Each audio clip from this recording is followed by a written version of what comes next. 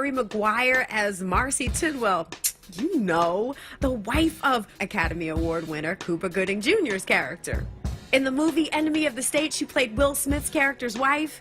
Child, Renita King done been in How Stella Got Her Groove Back, Mighty Joe Young, Down to Earth, Daddy Daycare, Legally Blonde 2, Red, White, and Blonde, A Cinderella Story, Ray, Miss Congeniality 2, Armed and Fabulous, and the iconic This Christmas, to name a smattering. Lest we forget is Queen Duchess Regina King's iconic voice of both Huey and Riley Freeman for the animated series The Boondocks. For the culture.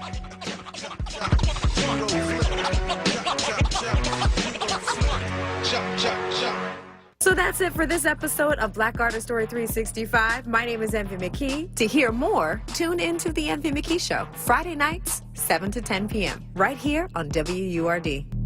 Black Artist Story 365 was brought to you by Southwest Leadership Academy Charter School and the Pennsylvania Lottery. Get to winning with Win, Win, Win, the new scratch-off from the Pennsylvania Lottery, with top prizes of $500,000. Players must be 18 or older. Please play responsibly. Benefits older Pennsylvanians every day. Well, the kids are in bed. Time for a little grown-up quiet time. What do you mean quiet time? It's your birthday. We're about to party. Haha, funny. It's gonna have to be a you and me party this year. You know we can't have anybody over. Well, your mom and dad are coming from Florida. Sis will be here from California. Oh, and a couple of old friends from just about everywhere will be showing up. They should all be here about now. COVID-19 has changed the way we do things, for now. But social distancing doesn't mean you can't be social. COVID-19 doesn't have to keep us apart. Friends and family are finding new ways to be together, especially with how hard it's hitting the Black community. Vaccines are here, but until enough of us are vaccinated, we still have to be down with slowing the spread. Keep a 6-foot distance, wear a mask, and avoid indoor social gatherings. Learn more about vaccines and slowing the spread at cdc.gov/coronavirus. Brought to you by the U.S. Department of Health and Human Services. Need a new mattress? Stop by to see Julian, the mattress man, located at 7421 Stenton Avenue. You deal directly with the owner, Julian, to ensure the best prices on name brand mattresses like Sealy, Posturepedic. Call 215-424-5550. That's 215-424-5550.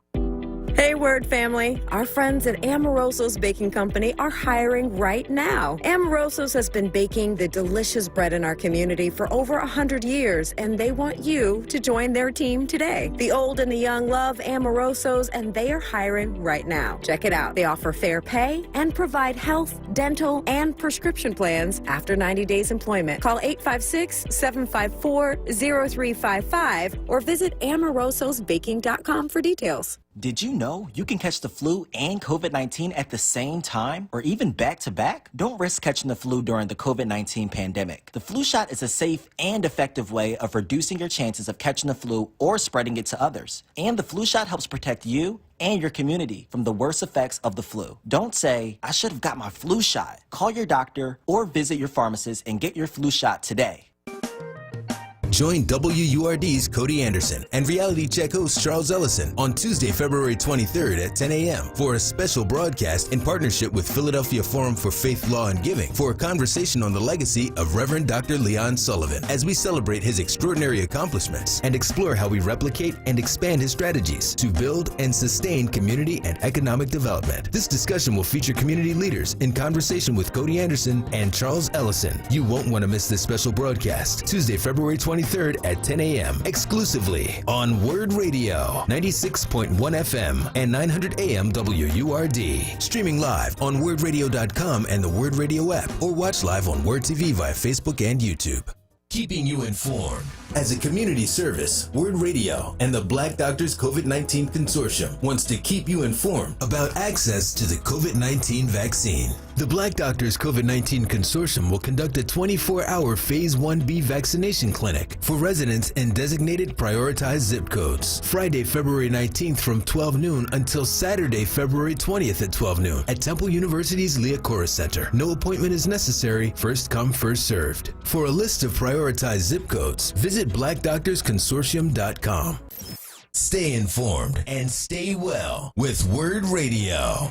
96.1 FM and 900 AM WURD. This is not a fad for us. We will not resume our regular programming when things die down. We're not black to help our bottom line or because it's politically correct. We're not joining a fight. This has been our fight, our message, our people. Black lives have always mattered here. We are undeniably, indefatigably, unapologetically, permanently Black Talk Media. WURD. Reality Check with Charles Ellison right now on WURD Radio and WURDradio.com. Okay, welcome back, everyone. We're in the final moments of this Thursday edition of Reality Check, just finishing up on City Council Live, 215-634-8065, 866-361-0900. Phone lines are open. Also, don't forget to go to wordradio.com/join now, wordradio.com/join now. You can activate your very new or renew your 4WURD membership. You can support independent Black-owned media. I'm actually having a conversation with over 24 folks on Twitter across the country right now. Actually, was just having that conversation about Black-owned media, just by other Black folks on Twitter who are like, "Yo, we heard about like WURD. We know about WURD and what you guys do. Like, we need that everywhere." Like, folks, one Black writer on Twitter, I just saw this about 5 minutes ago, was just saying, "I did not know." There was somebody who put out a list on that thread, who put out a list of Black-owned media outlets throughout the country. And she was like, "You know what? I did not know that there were this many Black-owned media outlets in the country." People just don't know, first, that there's Black-owned media outlets, and two, they don't understand the influence, the potential power, the potential clout of Black-owned media, and Black media being the key to solving a lot of these or resolving a lot of these challenges. And it starts with Black media being essential infrastructure for Black communities, whether it's in Philadelphia, whether it's in DC, Atlanta, Indianapolis, New Orleans, so wherever, you go to these different places, sometimes we bring them on. We bring people on from like the Michigan Chronicle, the Indianapolis Recorder, and others. But Black media is just so essential. It's critical infrastructure for all Black communities. Continue to support that effort. You want to support the community? Start by supporting that very essential infrastructure. Go to wordradio.com/join now, and you can put the word check and checkout. Put the word check in the checkout phase to show your support for programs like Reality Check. Let me go to the phone lines. Frida out of Oak Lane is calling in for Reality Check. Miss Frida? Hi, how you doing today, John? Hey, how are you doing? All right. Good afternoon. Well, I would tell you, we can't hear you at all, Frida. I'm sorry. You're breaking up for some reason. That's better. Better? Go ahead. Yes, Okay. ma'am. I think we can hear it. Let's try it again. Okay, I said I'm distraught, devastated, angry, fearful. So but I do have, not just complaints, so to speak. I have not the solution, but I do have a few ideas. If you indulge me for a couple minutes, I know you're short getting to the end, but I believe that it's incumbent on the citizens of Philadelphia to contact the mayor, the police commissioner, the district commander of whatever police district you live in, your council person, and that you should let them know exactly what you want and tell them you want things done in a time frame. That this 100-day violence initiative is long overdue. Yeah, it never happened. Right. Right. Okay, and point it out. And there's a quote from Shakespeare. I don't know it exactly, but the mayor put out a statement yesterday, and it's something about sound and fury meaning nothing. And so that's how I reacted to that. But also, I think that there should be public service announcements that say there is a tip line, there's a help line. If you feel like you're in danger, if you're on the edge of doing something, here's a number you can call. We can connect you with someone. So I think that's a possibility. I think that the police have to do what I think is their job. I don't know if they think so, but I did go on their website and read what their mission was and all of that. They need to detain. They need to arrest, and then, where possible, rehabilitate. Not necessarily them, but the system. There are people who a job will not help, okay? There are people who are not ready to go into a job. But there are people that we need to be protected from. The police need to do their job. And I know that there is some presence, but the presence needs to be increased. The other thing I would say is that people need to get with whatever group they're with. If it's a mosque, if it's a church, if it's a social group, and get your group to figure out what they can do. And get them to also initiate these calls and outreach to people that we pay. People who make over $100,000 a year are supposed to be able to come up with some solutions or deploy some people to carry out some action. And then I think last thing I would say would be that we really all need to do whatever we can, use whatever resources that we have, but we have to keep the pressure on, and as citizens, we have to be responsible where possible. We say something if we see something. If you can't do it directly, use a tip line. Call in anonymously.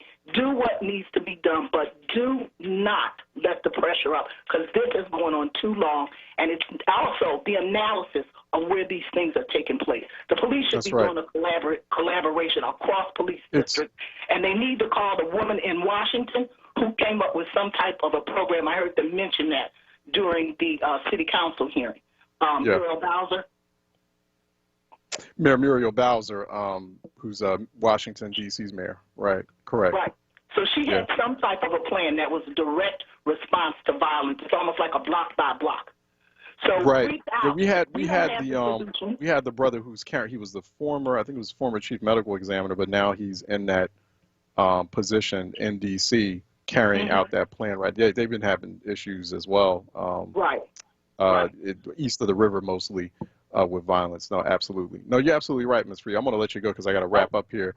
But I appreciate you. I think you were spot on with every piece of that assessment and plan that you just laid out. That's where some of that frustration also stems from. Yes, it stems from the lack of urgency and outrage and passion and energy coming out of City Hall. And the lack of leadership, lack of creativity, not thinking through this thing and not coming up with plans like just what Frida's not getting paid, I'm assuming is not getting paid a more than six-figure salary a year to figure these things out. So she's giving free advice to the city council and to the mayor, right?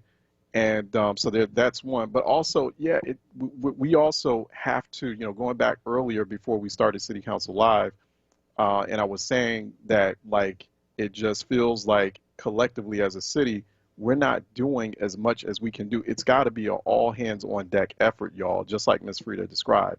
So something's not happening. Something's not clicking or connecting where you have a 60% chance of getting away with murder. It can't be that this many murders and shootings are happening and people don't see anything.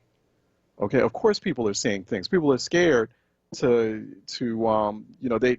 feel compromised if they provide it to the Philadelphia police. I mean, you're supposed to be, when you see something, or if you know about, you have some critical intelligence about a violent crime, you dial or text 215-686-TIPS, 215-686-8477. But there is something in the community. There's some kind of virus of sorts that's holding us back from doing a lot of that kind of work. We're afraid. People are understandably afraid, but if we come together collectively, and if every last 1.6 million Philadelphians are all on the same page and all got the same exact energy and the same passion for ending this, you can do it.